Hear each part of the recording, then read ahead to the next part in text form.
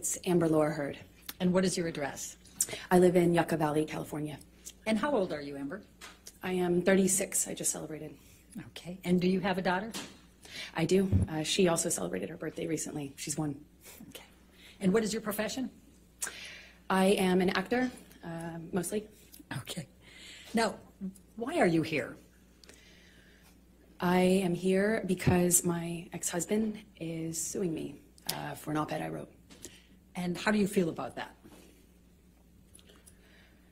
I struggle to have the words. I struggle to find the words to describe how painful this is. This is horrible for me to sit here for weeks and relive everything. Hear people that I knew, some well, some not.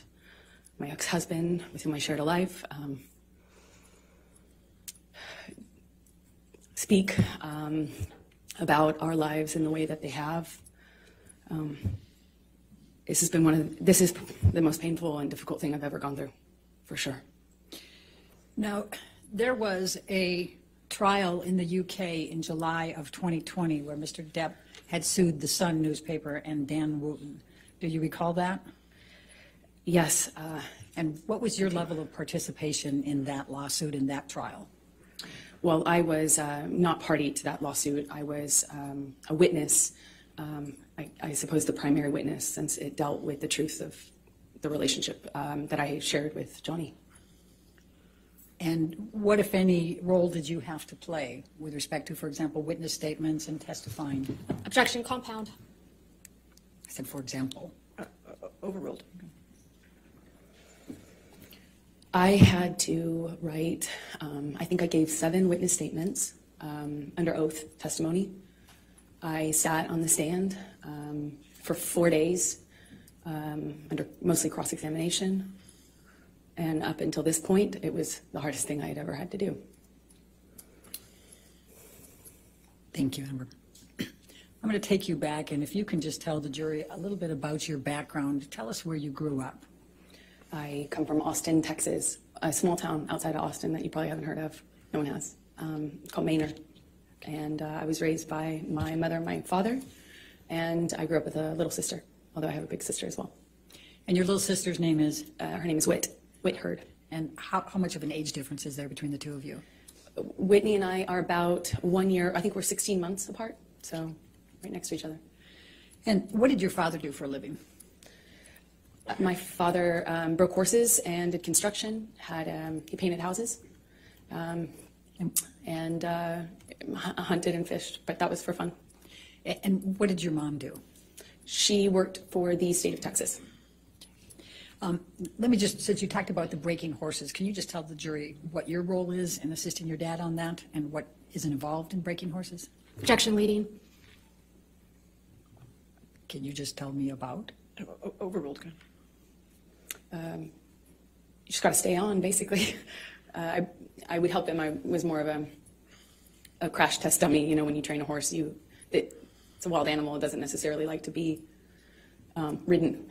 And there are people out there who are crazy enough, like my dad, to pick that as a profession, I guess. And he was really good with horses, and I was the son he never had, so it was my job to, stay on.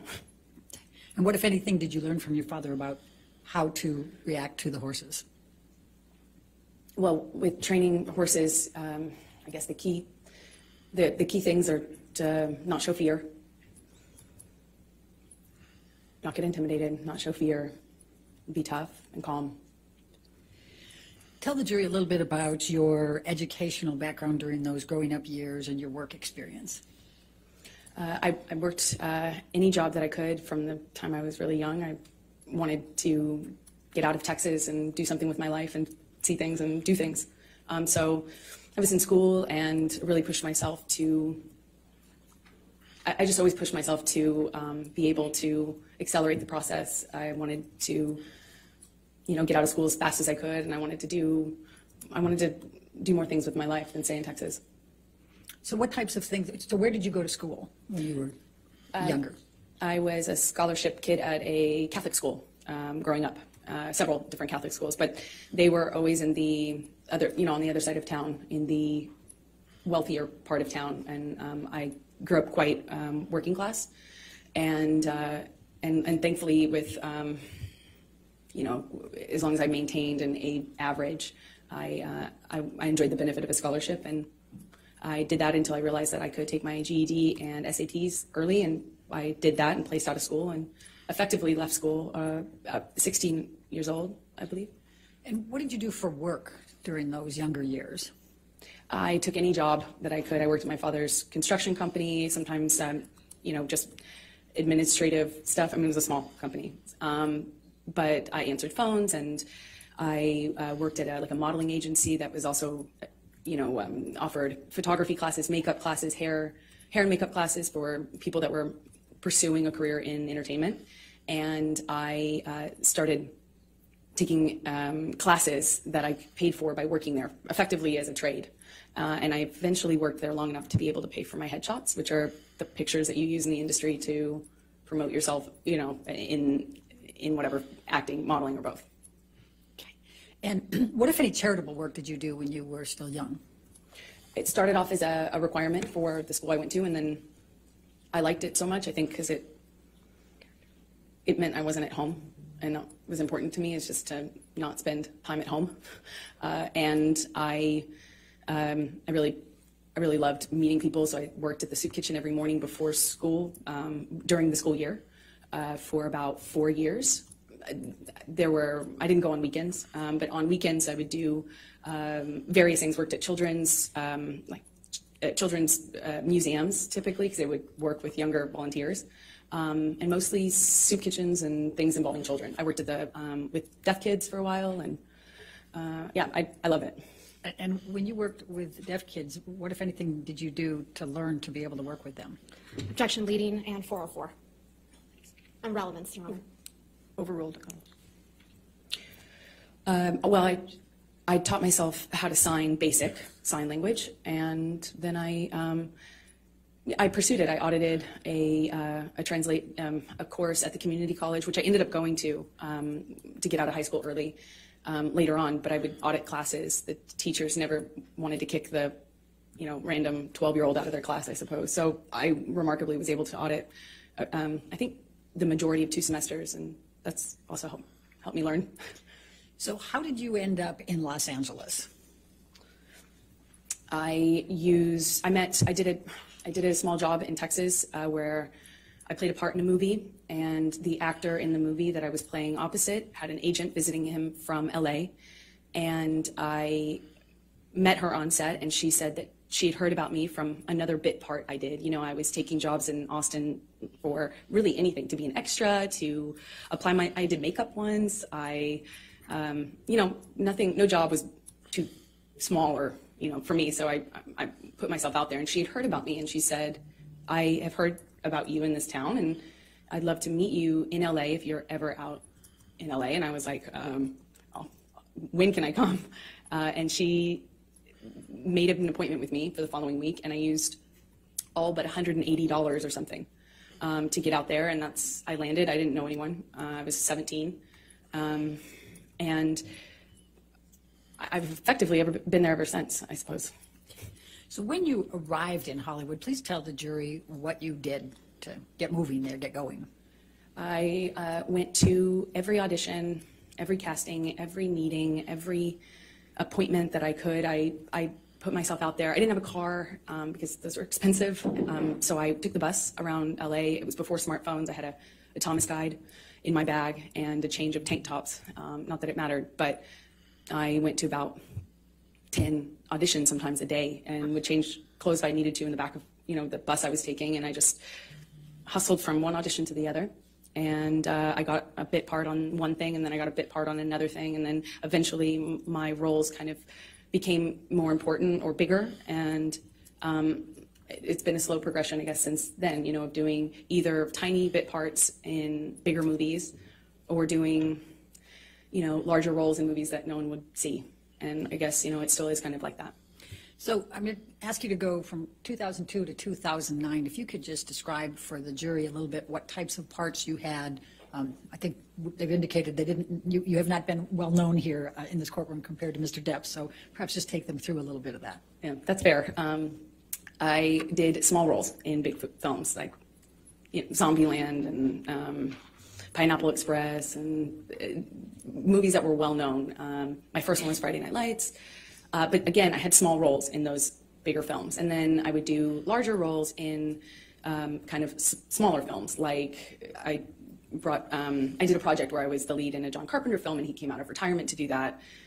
And that's kind of how it was in terms of my career for those that first initial 10 years or so. It was just going from slightly bigger role to slightly bigger role, and it's working my butt off. So I'm going to take you up to 2008. Did there come a time that you auditioned for The Rum Diary? Yes, I auditioned for that in about 2008, I believe. Please describe for the jury your experience in auditioning for The Rum Diary.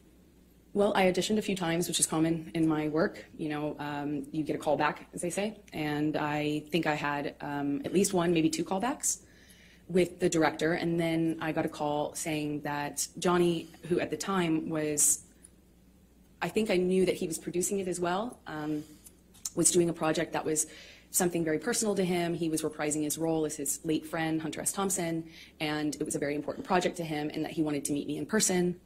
I thought I would be going for maybe an audition, but it was just a meeting. I went to his office and met with him for a few hours. And what did you talk about during those few hours?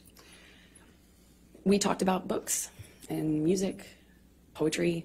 We liked a lot of the same stuff, you know, obscure writers and, you know, interesting books and pieces of poetry that I hadn't heard anybody else reference or know or like. And he was very well read and charismatic. And, you know, I think I left the office with a few books that he gave me, and we spent the whole time just talking about things that we care about. And I was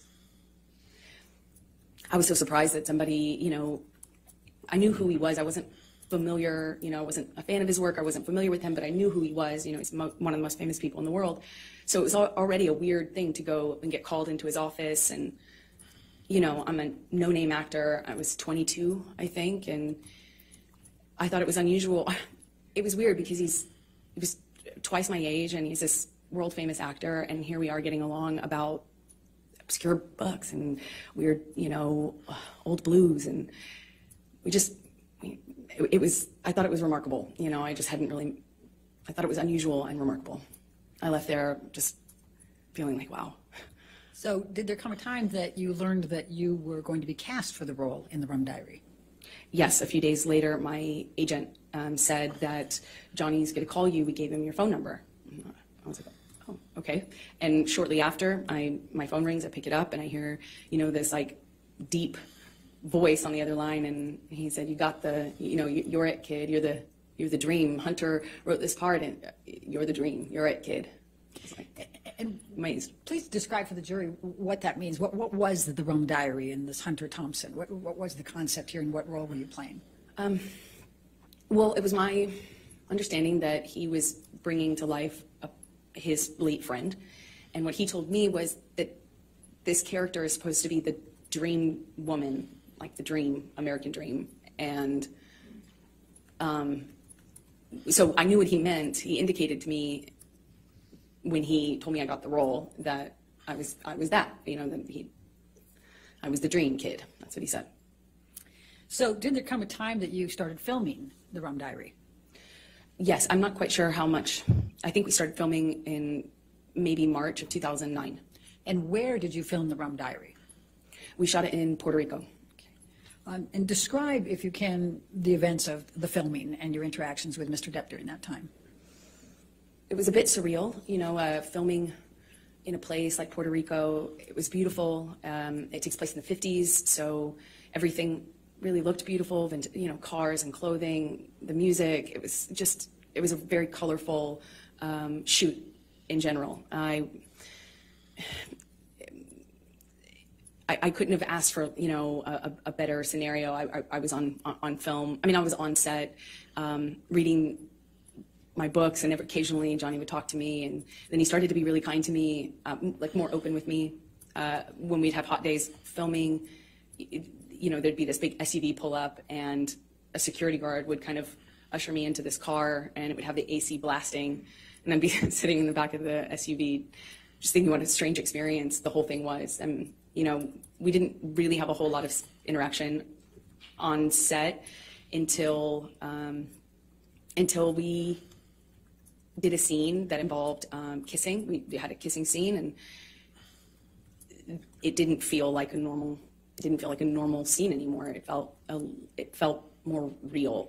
There are certain things that you do in the job to be professional, like when you have to do that sort of scene, and you don't you don't use your tongue if you can avoid it. There's certain things that you do to just maintain a certain line, and it just felt like those lines were blurred. I mean, he grabbed my face and pulled me into him and really kissed me. But we were filming a scene. Did he use his tongue? Yes. Okay. Did you celebrate your birthday while you were in Puerto Rico? I did. I celebrated, I think, maybe my 23rd birthday there. And what, if anything, did Mr. Depp do for your birthday? Well, we were already kind of talking about books and poetry and things like that. He gave me a few really beautiful poetry books, and he gave me a bicycle, like a vintage bicycle, because at the time I was riding around on a bike, and I had a lot of time off since I was a smaller role in the movie. And yeah, I think that was it. Okay. Now, did there come a time that you ended up visiting him in his trailer? Yes, I think we would hang out if, after or in between scenes or in between setups. We often were, talking about things, and would continue the conversation into the trailer, often with the director. Bruce Robinson was his name. And then at one point, we talk about wine. It's another thing that Johnny and I shared in common, a love for wine, red wine.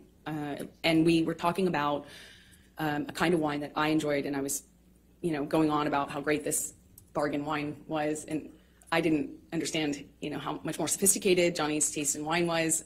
So I was going on about the virtues of Malbec or something, and I brought him a bottle of this wine, and I set it down. And at some point, I'm going back to get back to set, and he kind of kicked his foot up in the air and basically kind of lifted the back of my bathrobe up. And can I just stop you there? Why were you wearing a bathrobe? Because I was doing a scene.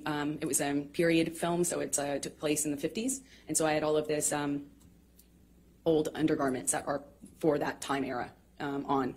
And the scene involved me changing. So I had all the costume on. And he kind of picked up the back of my robe with his boot. And I kind of turned around and giggled, I didn't know what to make of it at the time, and I just kind of giggled and batted it away playfully. And he kind of playfully kind of pushed me down on this bed sofa that was in his trailer, just playful and flirtatious. And he said, "Yum," and he kind of lifted up his eyebrows like that. And I just giggled, laughed it off, kind of batted him away, and, moved on, went back to set. And were you in a relationship at that time? I was. Okay. And was Mr. Depp in a relationship at that time? That was my understanding, yeah. Okay. And did anything else of significant happen during that time period while you were filming with Mr. Depp, other than what you've told us? We just had this, it was a friendship, a flirtatious thing. I felt chemistry. I felt this other thing that went beyond the pale of my job, for sure. Johnny clearly felt that way about me, had indicated to me that that's how he felt in many different ways. But at the same time, we were both in relationships, and it is a job, and, it was intimidating. And I just remember feeling kind of intimidated and a little nervous about that. And I also was in a relationship, so we went our separate ways, and I didn't hear from him for a long time. And that's, so approximately how long were you filming in Puerto Rico for The Rum Diary? A few months is my best. All right. And when you left Puerto Rico in the filming, when is the next time that you had any contact from Mr. Depp? And contact could include anything, communications, written communications, as well as telephone or otherwise. We had no contact until Johnny called me on the phone one day, and I was driving, and he invited me over to his home in California, in Beverly Hills, and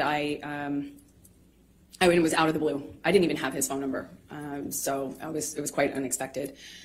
He called me a second time, but I don't think we actually connected, or we didn't stay on the phone because we didn't really speak. But the first time was the only time I actually spoke to him, and he invited me over to his house under kind of he said that, we could get Bruce, who was the director, to come over, something about the movie, but it was clearly not about the movie, if you know what I mean. It was, so I said, I said, my friends are in town, and I'm busy with that, and kind of hung up, feeling really startled, that didn't know what else to do. What, if any, gifts did Mr. Depp send you during that time period after you filmed The Rum Diary? He sent me several gifts. He sent me a beautiful dress, one that I wore in the movie, with a beautiful handwritten note, said happy wrapping, and made a reference to the dress being wrapping paper. He sent me a few gorgeous, expensive, what I can only assume are expensive, collectible books, items. And then when I was away filming on a different job, he did send me some guitars. I know one delivery, I was informed about one delivery, and my partner at the time intercepted the attempt to deliver and called me immediately and said, what should I do? And I said, send it back. And she did. And she indicated that at the time, there was another one that had already previously attempted delivery, and it was also rejected. I sent it back because I wasn't there, and I wouldn't have accepted it anyway. Okay. Did there come a time that you ended up having to go on a press tour for The Rum Diary? I got a call for the Rum Diary press tour in the fall of 2011. So that's close to two and a half years after you filmed? I'm an actress, not a mathematician for a reason. Roughly, yes. Okay. And could you please describe for the jury what a press tour is? Just explain it to them. Well, you take a movie once it's completed, and if it doesn't have distribution, as part of the promotion of that movie, you go to these various places, normally cities like London or New York, and you do press events in those cities to kind of promote the film, and you go to place talking about the film. And so you were then called to participate in the press tour for The Rum Diary? Yes, I had just finished going through the process of separation with my former partner, and I was moving and going through that, and I got a phone call saying, remember that movie you did in Puerto Rico? Well, they want you for the press tour. And I said, well, perfect timing. And we did that, I think, late October 2011. Okay. So describe for the jury your interactions with Mr. Depp during the press tour. Well, on the the beginning of the tour was Los Angeles, where we both lived, and we did a press day, normal press day, and then at the end of it, I was invited by Johnny to come up to his room to have a drink with him and the director of the film. And I went up to the room to see both him and Bruce, but as soon as I got there, Johnny said Bruce wasn't going to make it. So I stayed. Johnny and I started talking. He asked me about my relationship. I said, well, I'm going through it. I'm going through the separation right now, and it's been, a rough couple of months, but that's normal. And he said, well, that's same with me. It's been, I can't remember exactly how long he said it had been, but that he had split from the mother of his kids, and said that he understood. All right, and then what happened next?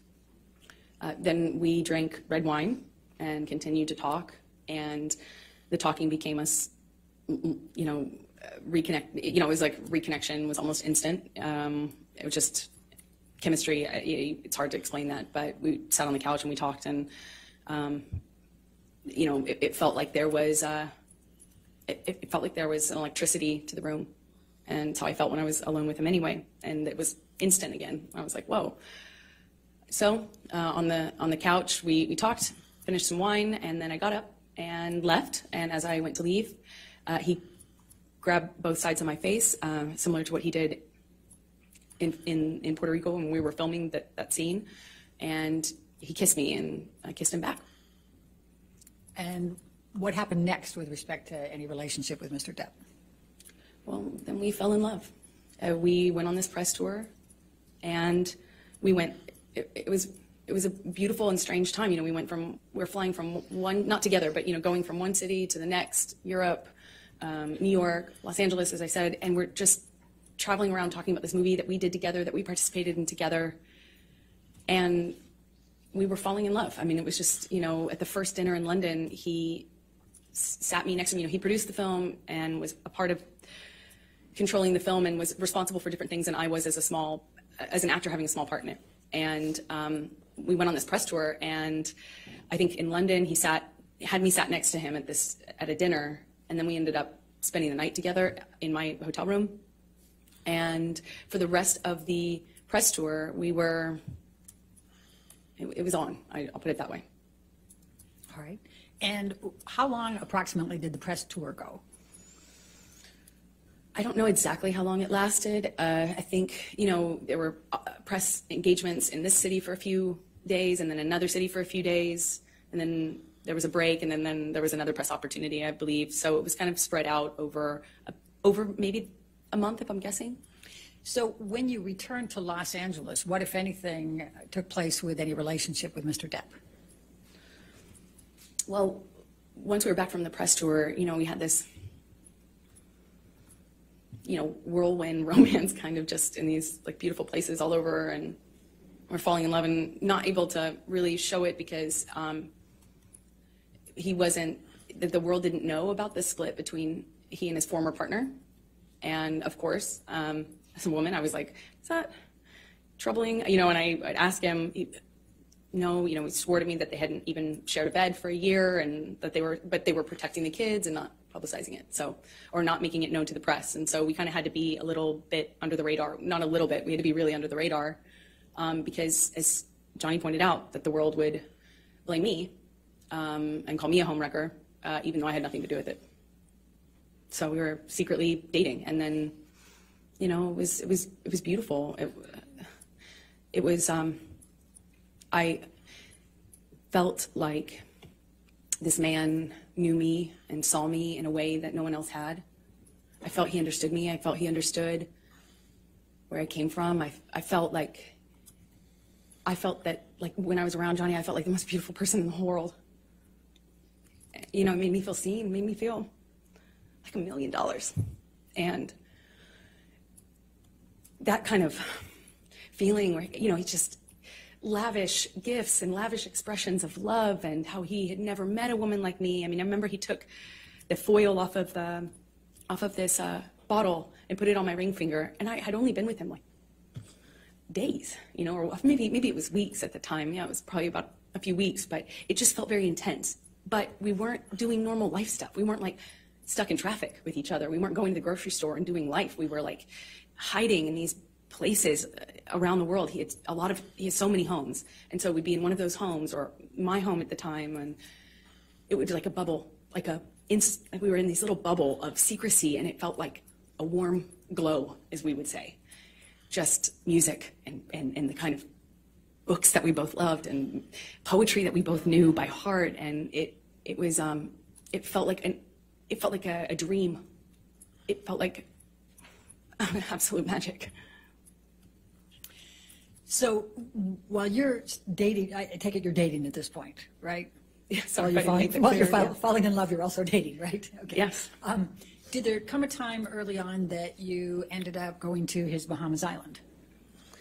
Yes. So shortly after, I think started dating October of 2011, and as I mentioned, this bubble, where he'd come over to my house and not leave for 3 or 4 days, just smoking cigarettes and playing music and reading poetry to me or painting me, or, just talking. And then he would disappear.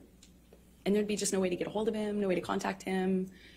At first, I didn't really think anything about it, but he disappeared at one point, and then came back and said he was dealing with some health issue, and would I join him in the Bahamas? And I think that's when I learned he had an island, and I was on a trip with a friend of mine in Spain, and I it was for the holidays, and I kind of rerouted my trip so I could come and land in LA landing in Miami instead of LA, so I could go and meet him on the island. And he had Keenan come and meet me on that trip, like in Miami. I get off one plane, get onto another, and go and join him on his private island. And I noticed he was drinking Beck's and tea, like lots of tea. And I didn't foolishly think anything of it. I just, thought the man really, seriously, I missed it before, but really, really loves tea. And we had this beautiful, I don't know, less than a week probably, trip in the Bahamas, a private island, beautiful sandy beaches. It's a scene that you just don't, I had never experienced anything like that. It was a beautiful place, a beautiful time. And I fell head over heels in love with this man. So after the Bahamas, I assume you came back, and are we talking now early 2012? Yes, that's correct. Okay. So what were you doing work-wise while you were dating him in this early stage? What I always do, I would be taking job to job to job, going from one movie to the next, mostly not filming in LA. So weirdly, you live in LA to go shoot on location in other places. So when I was in town, we would go back to this bubble, like insular bubble with beautiful, blaringly loud music and no one else and nothing else. And then, I'd go off to work. And so would he. Well, eventually, yeah, he left to shoot Lone Ranger, I believe. Okay. Now, we've heard a little bit about Lone Ranger, and that's about mid-2012, is that right, when he was shooting that? That sounds right, mid-2012, yeah. And were you shooting anything at that time? I was shooting...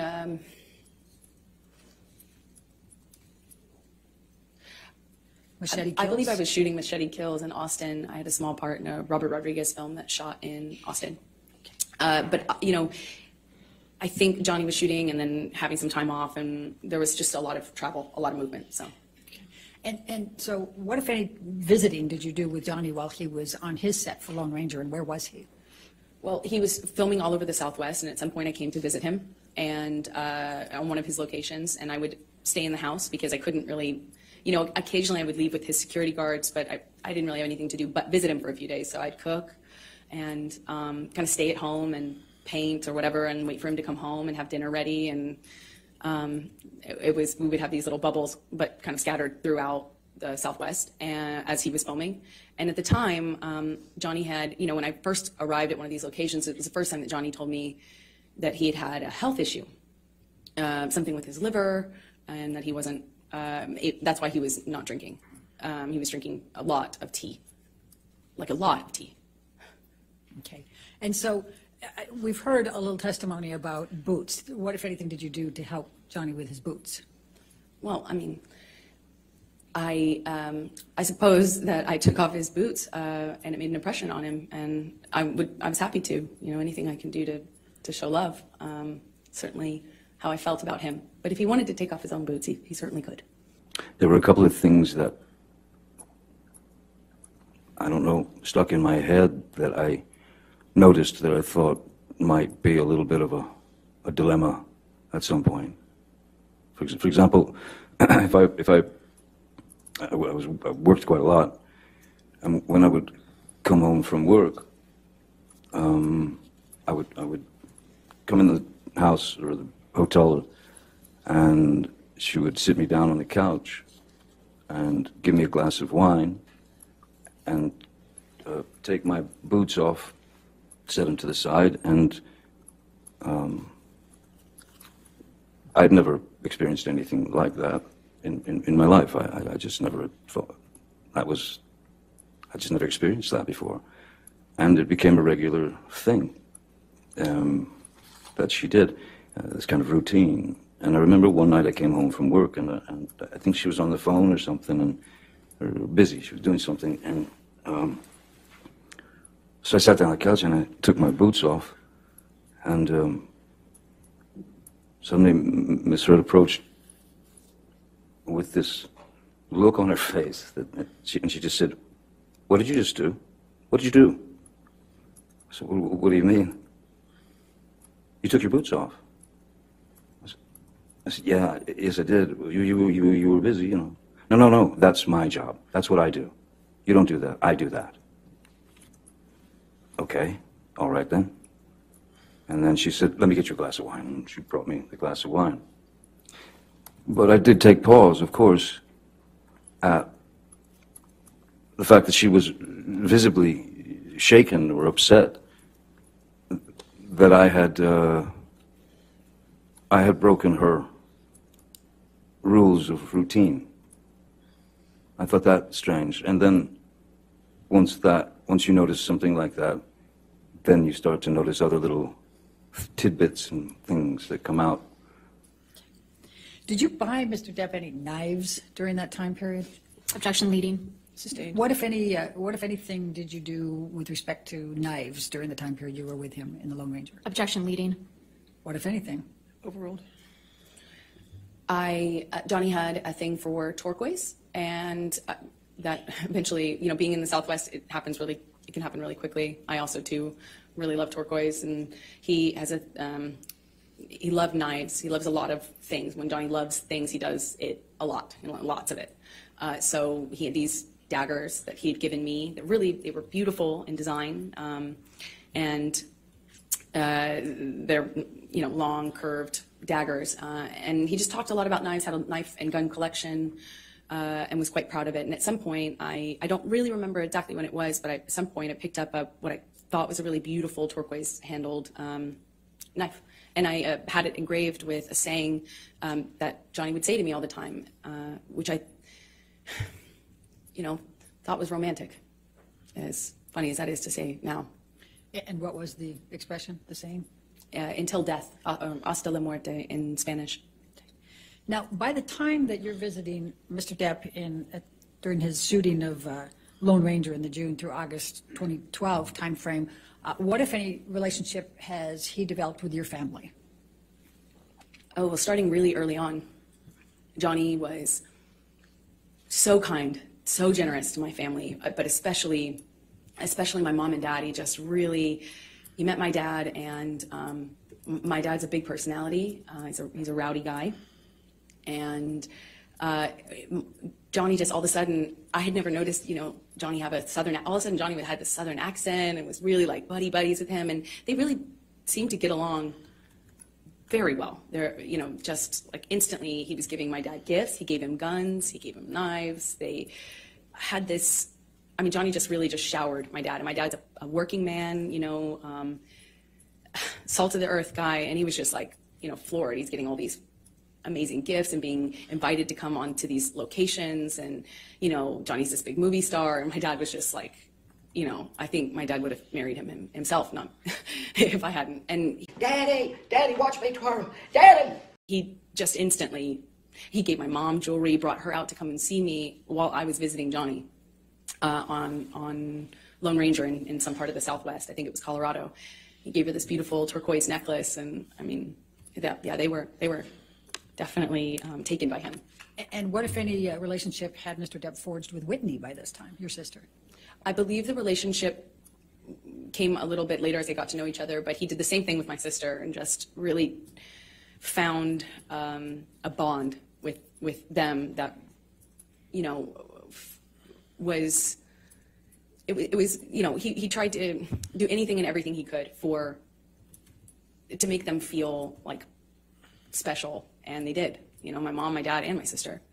And what, if any, relationships did Mr. Depp form with your friends? Well, Johnny's so generous and can be this really, like, overly generous almost, like showering you with gifts and compliments and just, and he has access and means to really, we're not talking about giving you a card.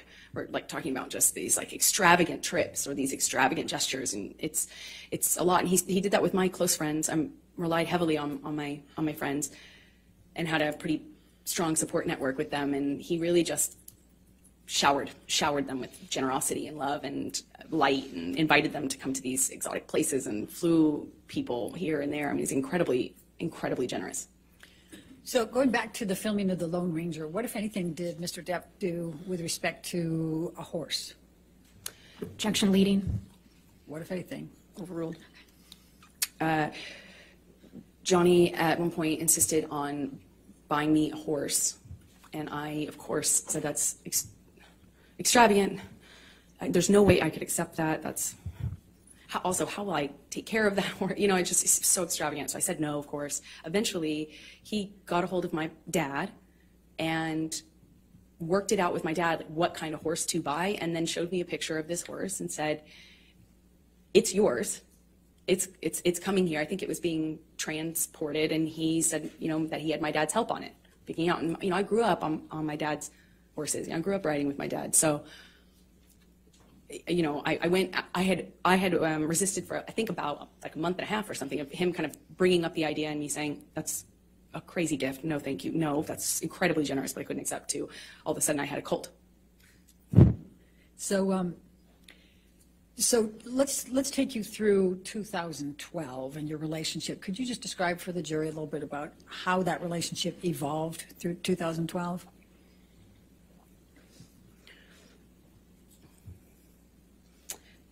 It was always intense. It didn't become intense. It almost started that way.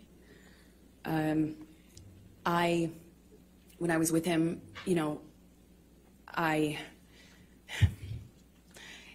felt that electricity in my body. I felt like butterflies. I couldn't, you know, I couldn't see straight practically. It was just, you know, I was head over heels in love. And he felt like that to me. He felt like he was also in love. I didn't feel like he was faking it. I felt like what we had, it felt like to me at the time, there wasn't any love like that, you know, I mean. And then he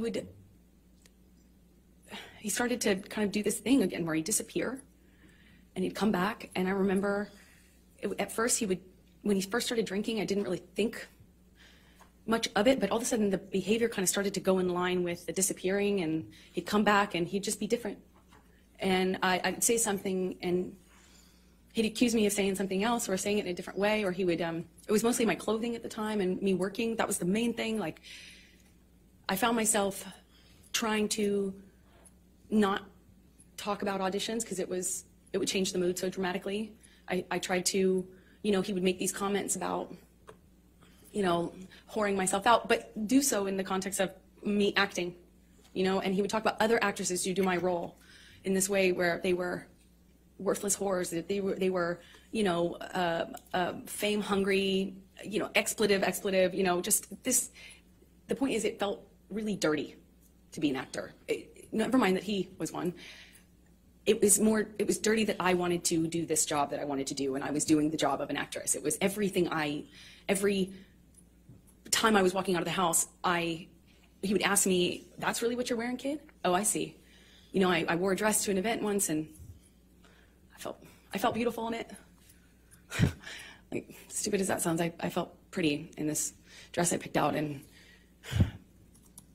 I showed it him because you know, it's a carpet, it's red carpet, so it's like, you know, publicized, and I kind of thought it was weird. He wasn't saying anything about it. You know, I left him to go do this red carpet, and I was like, "Did you see the you know, the event I went to?" You know, basically, I felt pretty, and I thought, like, "Did you see that?" You know, I wanted him to say something about that, I guess. And he said, well, this is after he stopped talking to me for some time, didn't tell me why. When he came back in my life, he wouldn't explain why he was acting different. He just kind of acted mad at me, didn't know what I had done wrong. And when I brought up the dress and the event, because it was an event to support a charity I was really involved with at the time, and I said, you know, "Did you see that thing?" And he said, yeah, I think the whole world saw that, kid. That's how they'll remember you. That's how the world will remember you." And I was like, oh, come on. I mean, it's like, but you know, I felt good in it. I felt good. And he said, "Yeah, kid, that's what you're putting out there in the world. No one will ever forget that. And that's all they'll see you as. And that's what you wanted. That's what you were going for. You know, my dress was low cut. I get it. It's low cut. But I felt, you know, I felt really embarrassed and horrible that I wore that. I felt like, how could I have made that choice? Of course, you know, he's right. You know, you start to believe it. I started to believe that made a lot of sense, of course. But it didn't stop with that. It was clothing in general. And when I walked out of the house, it wasn't just like, "Hey, you're not allowed to wear that." It was like, "Oh, really? That's what you're wearing. No wonder you get cast in those roles. No wonder you that's what you are. That's what you're making it. And it continued. And then there would be a blow up. And at first it was just to throw something, smash some things. He loves to smash up a place, an apartment, furniture. That's what it started with. Glass, threw glass at me, and I remember it was summer. And he just threw this glass across the kitchen, and it didn't hit me, but it shattered behind me, and I remember thinking that it very easily could have hit me. And that, calling me a whore, it didn't start with using the whore word, it was just comments until it would escalate. And then I started to notice the pattern of escalation where he'd throw glass or turn over a table, then he would hit the wall, and then he'd hit the wall really close to my head. Like when I'm standing there, just hit the wall, screaming at me. But then he would disappear and get clean and sober, and he'd come back and tell me that he was done drinking, he was over it, he was done, he'd cleaned himself up, he'd done it before, and he'd do it again. And then he would go back to this wonderful, almost just unreal, but real, but unbelievably nice, sensitive, kind, warm, generous, interesting, funny man that I loved. And he would make me feel so loved, I would feel so distant from that thing that was so scary that I would not even recognize it too. And that was how, our relationship kind of started to develop in that first year. Do you remember the first time that he physically hit you? Yes. Please tell the jury about it. It's seemingly so stupid, so insignificant. I will never forget it. It changed my life. I was sitting on the couch, and we were talking. We were having a normal conversation. Just there was no fighting, no argument, nothing. And he was drinking, and I didn't realize at the time, but I think he was using cocaine because it was there was a jar. Look what I got. I got a jar of dirt. I got a jar of dirt. And guess what's inside it? Of cocaine out on the table. I realize that sounds weird, but it's an actual vintage jar of it. But I didn't see him use it at the time, so I didn't really factor that in. I just, he's drinking and we're talking, and there's music playing, and he's smoking cigarettes, and we're sitting next to each other on the couch. And I asked him about the tattoo he has on his arm. And to me, it just looked like black marks. I didn't know what it said. It just looked like muddled, faded tattoo that was hard to read. And I said, what does it say? And he said it says wino. It says wino. And I didn't see that. I thought he was joking because it didn't look like it said that at all. And I laughed. It was that simple. I just laughed because I thought he was joking. And slapped me across the face. And I laughed. I laughed because I didn't know what else to do. I thought, this must be a joke. This must be a joke. Because I didn't know what was going on. I just stared at him, kind of laughing still, thinking that he was going to start laughing too to tell me it was a joke. But he didn't. He said, "You think it's so funny? You think it's funny, bitch. You think you're a funny bitch." And he slapped me again. It was clear it wasn't a joke anymore. And I stopped laughing, but I didn't know what else to do. I didn't know what to do. You would think you would have a response, but I, as a woman, had never been hit like that. I'm an adult, and I'm sitting next to the man I love, and he slapped me for no reason, it seemed like, and I missed the point. It was that stupid. Second slap, I know he's not kidding, but I don't know what else to say or do, so I just stared at him. I didn't say anything. I didn't react. I didn't move or freak out or defend myself or say, "What are you doing? You're crazy." I just stared at him because I didn't know what else to do. And he slaps me one more time. Hard. I lose my balance. At this point, we're sitting next to each other on the edge of the couch, or I was on the edge of the couch. And I'm all of a sudden realizing that the worst thing has just happened to me that could possibly happen to you. I realized that I wish so much he had said he was joking. Because it didn't hurt. It didn't physically hurt me.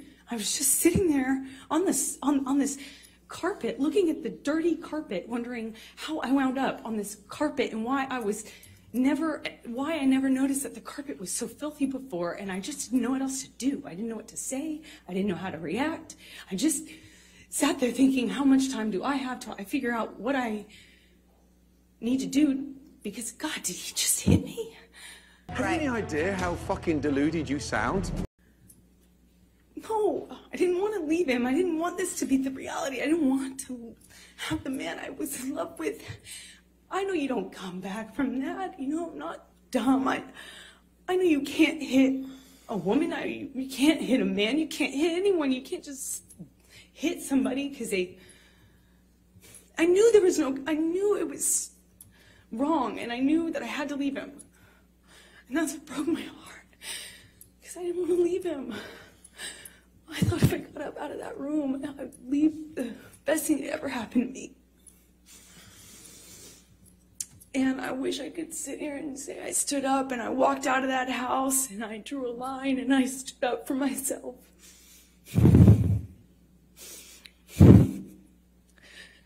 I was just looking at the dirty carpet, trying to will myself to get up, to walk out of the door because I knew I needed to. And I really slowly, I stood up, and I remember looking at him in the eye and just looking at him, frankly, because I didn't know what else to do. And before I know it, he starts crying. And, you know, like, I had never seen an adult man cry. I didn't even really see my dad cry at my grandma's funeral. You know, it's weird. And he's crying. Tears, I mean, just falling out of his eyes. He gets down on his knees and he grabs my hands and he's touching my hands and he's saying to me, "I will never do that again. I'm so sorry, baby. I put the fucker away. I thought I killed it and it's done. I thought I put the monster away and I've done it before. It's done." But on his knees. And I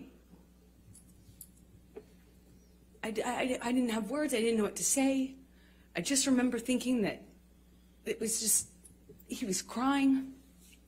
He seemed so sorry, but I knew I couldn't just forgive him because right? That means it will happen again, no? What the fuck is going on in here on this day? You know, like, I've seen the health class videos, like everyone else.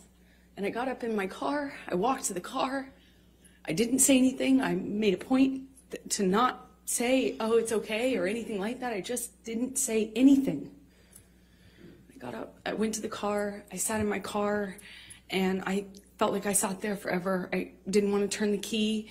I just leaned my head up against the window, and I remember just seeing my breath on the windshield, you know, on the glass of the window of the door, just seeing my breath and trying to will myself to have the strength to know what I should do in this moment, because I was heartbroken. That you want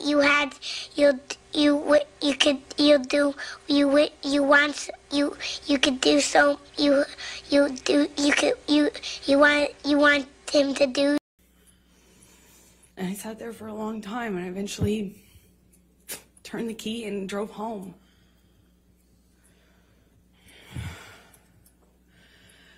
And what did you do after that? I don't know I don't remember what I did when I got home. I don't remember.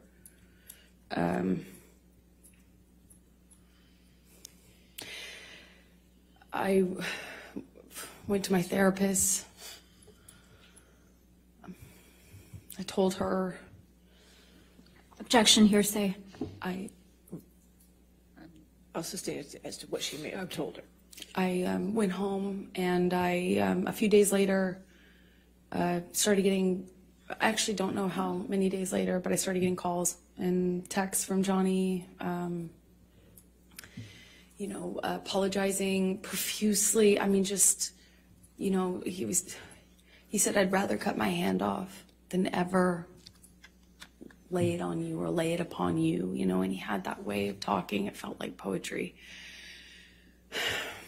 And he showed up to talk, like with the understanding that, he understood I could never forgive him and it was done. So I felt kind of safe in saying, okay, let's have a talk, or, yeah, we'll talk. I think I know I just wanted to see him, and he comes over, brings me gifts. He brought me a couple cases, actually, of that Vega Sicilia wine that we've heard about, which is a really nice, expensive wine that I could never, at that time, dream of affording, and we talk, and he tells me that he had put this thing away, that I could trust him, that it would never happen again. Of course, it would never happen again. That he'd put this thing away. He had killed the fucker, is what he said to me over and over again. I put that fucker away. I killed that monster. I'll kill it again. It's done. I'll never lay a hand on you again. And I wanted to believe him, so I chose to. Chose to stay in the relationship?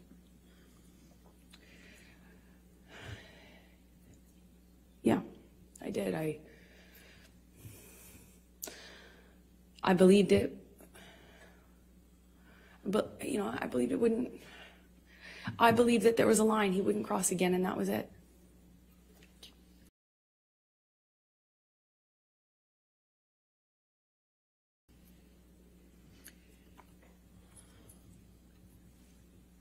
And so you stayed, correct? You stayed in the relationship?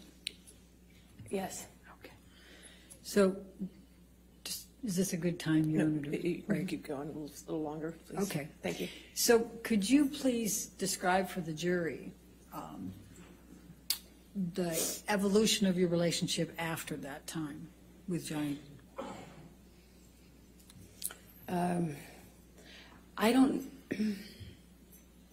I don't know how long it was until things got bad again. He did start drinking again. I remember it was almost, he'd start drinking again, the disappearing thing, the coming back. He'd come back like in the middle of the night to my house. And it would be unclear to me, drunk, often really drunk, and kind of accusing me, but not directly. Nothing was very direct. It was a lot of accusations, but they were veiled.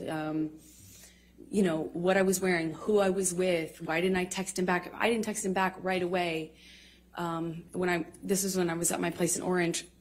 Sometimes he would show up to catch me. Like that was a pretext for coming over, and by the time we were done talking, I would have thought I had convinced him that I loved him, that I only loved him, there was no one else, and then that we were back in an upswing and would go back to good, loving, like sick, romantic love, like kind, sweet, velvety love. And then it would be something I said, why did you say it that way? If I had to leave for an audition, I could guarantee that couldn't guarantee, but 2 of those in a row, and when I came back, he was angry at me, and I wouldn't necessarily know why. And then he started accusing me of things, probably, like, at first it was indirect, and then it became really direct, then the punching of the walls next to my head, which is a constant at that time in 2012 when he was drinking. Eventually that became, him accusing me of cheating. I'd defend myself. I'd say, that's crazy. You're wrong. I would never, the normal things. And it would escalate to the point where he would push me or shove me down, and then I'd get back up. And this happened several times. That's why it's not more specific, I suppose. When I'd get back up, I'd look him in the eye. I made a point of getting up and looking him in the eye. It's my way of defending myself at that time. And I'd look at him, and he'd ask me if I wanted to go again, and shove me back down. Eventually, he just hit me. Remember, he hit me in the face when I denied having an affair with my ex-wife, my ex-partner at the time. And he said he had proof. I denied it. And I was walking out of the bedroom, slapped me across the face. I turned to look at him. And I said, Johnny, you hit me. You just hit me. I'm going to ask you, Michelle, can you bring up 1783, please? What number again, please? I'm sorry? What number? Defendants 1783? 1783, thank you.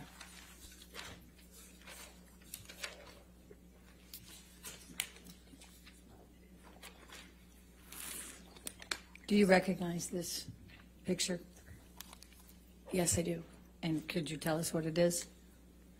It's a picture of my face with a note that Johnny left for me by the coffee. Typically is where we'd leave notes like that. And does this accurately depict the scene portrayed?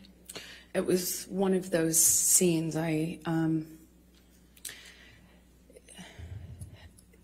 As embarrassing as it sounds now, I don't know which scene this came from. There was a lot. It escalated quickly, fast, and it became. Amber, let me ask it a different way. Thank you. Is this a picture of you? Is it an accurate picture of you? Yes. Your Honor, I'm going to move the admission of 1783. Your Honor, we have an objection, and may we approach? Sure. Will you please describe for the jury some of the cycles you had with Mr. Depp through 2012? So in 2012, the violence was pretty, relative to what it became, pretty, slapping, backhanding. Well, it went from this eggshell kind of, you're walking on eggshells, nothing you're doing is kind of right, but you don't know what you're doing wrong. And then I was doing something wrong clearly, but it was unclear within the scope of an argument what I was defending myself against. So it would shift from a rumor he had heard that I was with a friend, or I had been photographed standing too close to a male person. That was a person I had had something with, and I was lying to him about, and it would be eggshells, accusations, and then he would explode. It started with throwing things, destroying the property, and screaming at me. I remember the screaming at me was the worst, because I kind of always felt like I had done, I had to defend myself. I had to tell him so he didn't think these things were true. And sometimes, he would shift accusations while I'm trying to dispel one accusation. He'd start another one, and nothing I could do to calm him down. It seemed like I'd walk away, and that would make it worse. I remember in my apartment in Orange, he would grab me by the hair, or he'd grab me by the arm, pull me into him, scream at me that way. He'd smash things around me, then he would smash things very close to me, and then he would just hit me. And it started with slapping, and it got to be like repetitive slaps where he'd hold me in a position and slap me multiple times in a row. Then it would be, eventually I later would either push him off of me, or I'd try to hit his hands away from me. Not in 2012 so much. At that time, I was mostly My defense was, I'd go some other place. Like, I don't know how to describe that. It was, I'd focus on something else. I'd stand up, look at him, try to stand up to him that way. Later, I adopted other kind of strategies to deal with it. But at the time, in 2012, it was, he'd have this blowout, and then he would leave, disappear, and I'd be committed to not talking to him. I'm done with this relationship. I can't take it anymore. I said that so many times. And then he'd come back, clean and sober, telling me either he had a chip. He didn't have any chips, but he would say, I've gone to meetings. I have a sober companion now. I'm doing this program. I'm reading this. I'm doing this. And he was done with drugs and alcohol for good this time. And he'd come back in my life, and with the combination of him being sober and having gone through this horrible thing where I felt like my heart ripped out of my chest, you know, like a relationship ending is hard, I think, for anyone, but ending under that circumstance is really painful. And so when he'd come back, it would almost feel like a solution to that, and it would feel great, and we would be good again, and he'd be extra nice and extra apologetic and extra loving, and then we'd be back in the good bubble, the warm glow. And eventually it'd get bored, and then I'd see him drinking again. When I started to get upset, noticing the pattern of the violence going with the drinking and drugs, then he started sneaking it. So it became less clear, and I'd have to look for clues as to what he was on. So I just knew how to react, you know. Johnny on speed is very different from Johnny on opiates. Johnny on opiates very different from Adderall and cocaine Johnny, which is very different from Quaaludes Johnny. But I had to get good at paying attention to the different versions of him. 2012, I was in the beginning stages of this, just learning these patterns. I was just learning that drinking kind of correlated with the violence. And did you confide in anyone about these issues you were having? I think she can say. I think she can say if she told anybody. As long as she doesn't say what she said. Right, right. So did you tell anyone? Yes, I did. Who did you tell? I told my therapist. I eventually told my mom. And let's go ahead and take a look at Defendant's Exhibit 150. 150.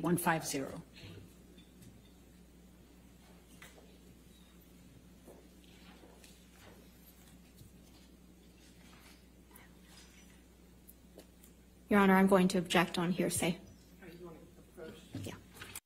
Why did you decide to confide in your mother about the issues you were having with Mr. Depp?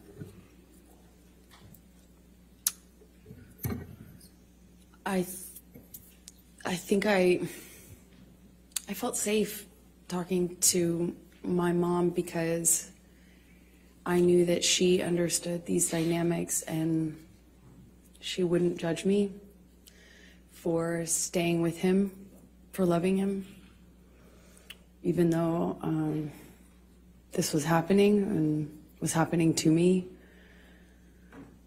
I knew she would understand.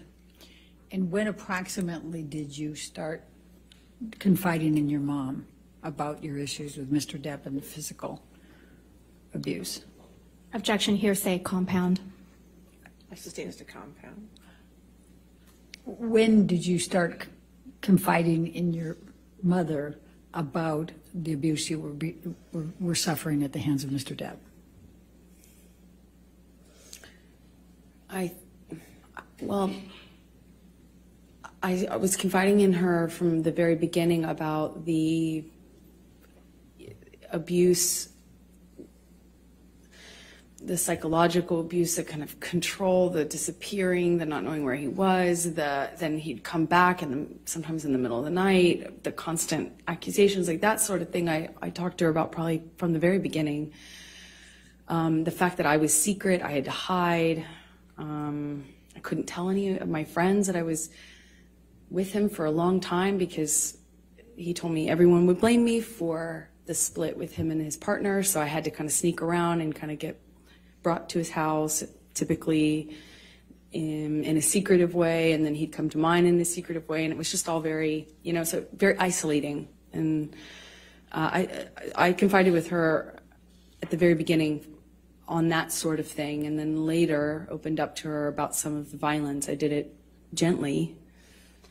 First I just wanted to have someone to talk to about how scary it was. The rage and the uncontrolled violence, the rage that this man had, and why it was Objection, pointed Your at Honor. me. Hearsay. May we approach, please? Okay.